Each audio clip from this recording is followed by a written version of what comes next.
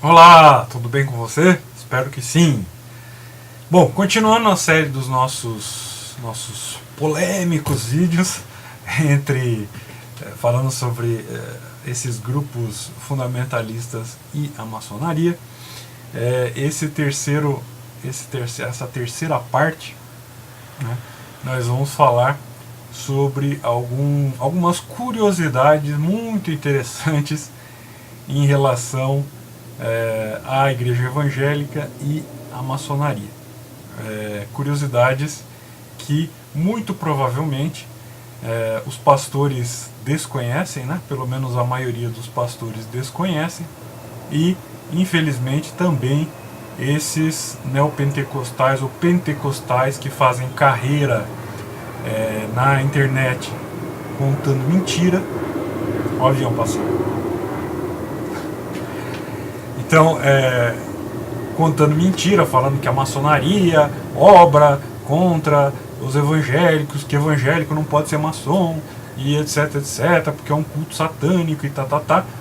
Então, nós viemos trazer alguns fatos bastante interessantes da história que você provavelmente nunca ouviu falar.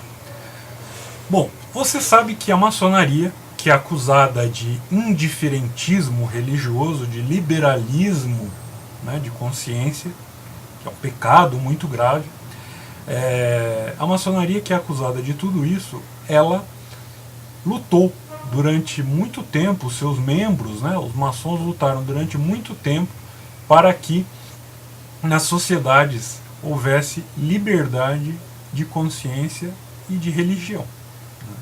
E aqui no Brasil não foi diferente.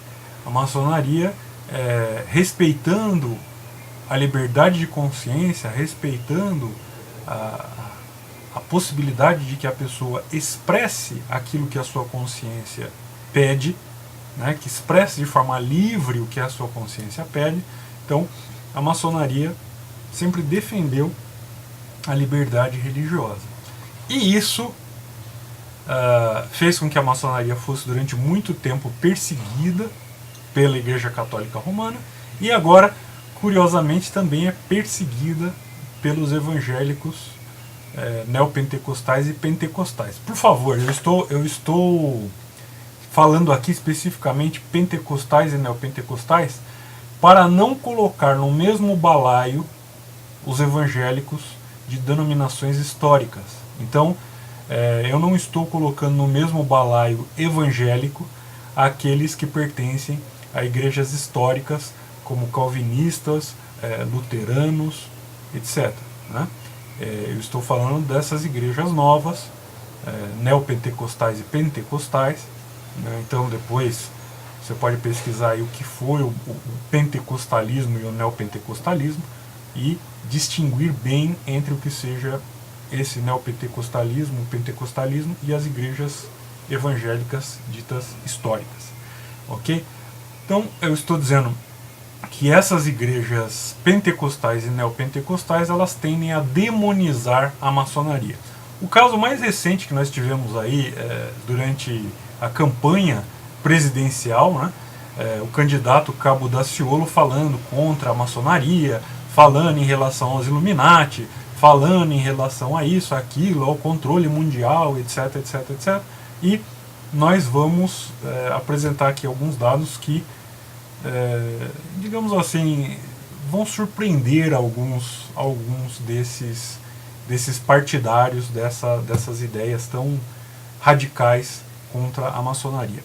Primeiro eu gostaria de dizer a você que é um livro muito interessante, não sei se é fácil de se encontrar ou não, mas é um livro chamado O Evangelho e a Maçonaria, uma parceria que deu certo no Brasil.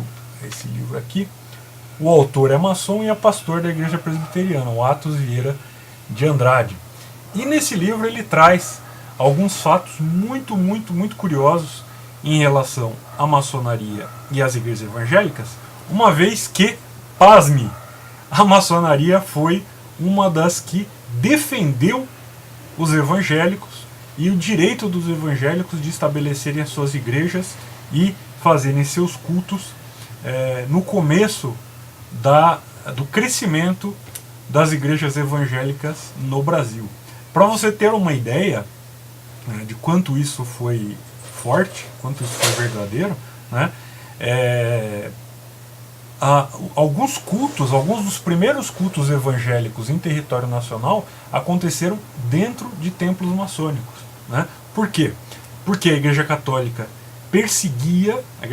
Romana perseguia esses grupos de evangélicos, perseguia os pastores, os primeiros pastores, e eram os maçons, os demoníacos maçons, que ajudavam os evangélicos a terem liberdade de culto e a poderem praticar a sua religião livremente. Então eu vou ler para você aqui uma das passagens do livro do Atos, e você vai ver como é interessante esse período. Então ele diz, por exemplo, o seguinte: é bem verdade que onde quer que fosse implantada uma igreja católica romana, naquele lugar a voz era então daquela igreja. Era a época em que dificilmente uma religião protestante conseguia implantar a sua igreja. Aliás, em muitos recantos deste nosso imenso Brasil, isto ainda é uma realidade.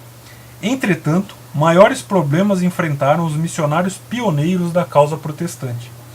E é nesse aspecto que iremos encontrar a enorme contribuição da maçonaria para que fosse respeitado o direito da livre pregação religiosa por qualquer que o quisesse fazer. Desde os tempos dos pioneiros, como David Livingstone, na África, Salomão Ginsburg, no Brasil, e outros mais, a maçonaria lhes deu proteção para que até mesmo não perdessem a vida, e isto a nossa tradição não nega. Com o auxílio do reverendo Joaquim Beato, nos reportamos de um episódio que se deu em Ponte Nova, Minas Gerais. Um missionário mandado pelos presbiterianos do Brasil, reverendo Ludiero Moraes, e sua família. Ao chegar à cidade, por ordem do padre local, deram-lhe um gelo total naquela cidade. Ele procurou um lugar para reunir e nada. O que aconteceu? O lugar que se abriu para que ele reunisse foi a loja maçônica daquela cidade. Em Guaçuí, Espírito Santo, em tempos de Getúlio Vargas, tempo do poder forte, a polícia dominava muito a cidade. Os evangélicos resolveram fazer um culto na praça pública, onde o pregador era o pastor Almir dos Santos da Igreja Metodista. Teve que pedir licença ao delegado. Foi concedida a licença, só que foi para um local distante do centro da cidade onde quase ninguém passava. Almir dos Santos era maçom, e os maçons se reuniram e o levaram para o centro da cidade. Cercaram o pregador e deixaram que ele pregasse o evangelho no centro da cidade.